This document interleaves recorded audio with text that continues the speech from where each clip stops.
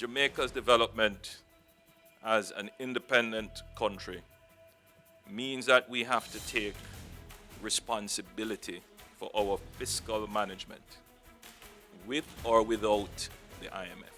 You're watching Jamaica House Weekly. I'm Carrie-Ann Smith. Prime Minister Andrew Holness says his government is committed to maintaining prudent fiscal management of the country's economy. He was speaking during a joint press conference with the International Monetary Fund at Jamaica House on Friday. The media briefing followed the IMF team's 2-week visit to review Jamaica's performance under the precautionary standby agreement for the period ending December 31, 2016. We are very happy that we have emerged positively from the review.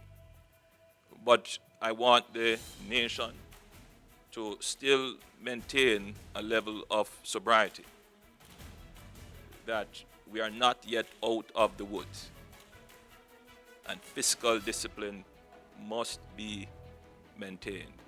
This, for one, means that the government has to increase its monitoring, intelligence and surveillance over public bodies, for example. We need to be scouting the international and local environment for future threats that may emerge and create fiscal surprises to the government. At Friday's press conference, it was announced that Jamaica stood to gain access to an additional $170 million once the IMF Executive Board approves the first quarter review of the standby arrangement. It means Jamaica would have access to a total of $574 million for drawdown as needed. Earlier in the week, Prime Minister Andrew Holness focused his attention on the housing sector, breaking ground for 37 serviced lots at Mary's Field in St. Catherine. Infrastructure for the NHT development will be completed within the year and will cost potential buyers $2.7 to $3 million per lot. While commending the NHT for its work in the housing sector, the Prime Minister called on the agencies to step up its delivery of houses to stem informal settlements. The NHT has to build out the lands that it owns to attract people who live in some of these informal settlements.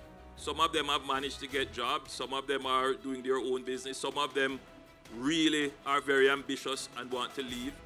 You have to give them the opportunity. In the meantime, it has been revealed that the institutional review of the NHT, ordered by the Prime Minister, is almost complete. Pointing to its importance, Mr. Holness says that in the past, reserve funds from the NHT have been used to boost other sectors and not for housing development purposes, a reality he wants to change. The directive to the board is to build house. If the NHT was building house, there would be no reserves to take. So use the reserve to build house. Security was also on Prime Minister Holness's agenda. On Tuesday, he witnessed the naming and commissioning of 2 new JDF County Class Patrol vehicles at Port Royal. The JIS Cornwall and the JIS Middlesex are expected to increase the Coast Guard's protection of the island's maritime borders. This is a significant step as part of Jamaica's integrated and comprehensive set of measures and actions to significantly and sustainably reduce crime in our country. Also in the week, the Prime Minister expressed his support for dancehall, calling it a national asset with great economic potential. The music had such a powerful reach that if that music were to start to project Jamaica along the right path and influence the youngsters along in the right path, can you imagine how our economy would grow? And the Prime Minister said there would be a review of current laws to align with the government's push for an entertainment economy. We are going to review the entertainment laws to ensure that we provide and designate places where you can keep your entertainment, providing you observe the law. Prime Minister Holness was speaking Wednesday at the closing ceremony for a culinary skills training program for residents of Olympic Way. On Friday, Mr. Holness was celebrating champions of the Garden Life Group at the Jamaica Pegasus Hotel. The company's top performers for 2016 were rewarded at the awards ceremony.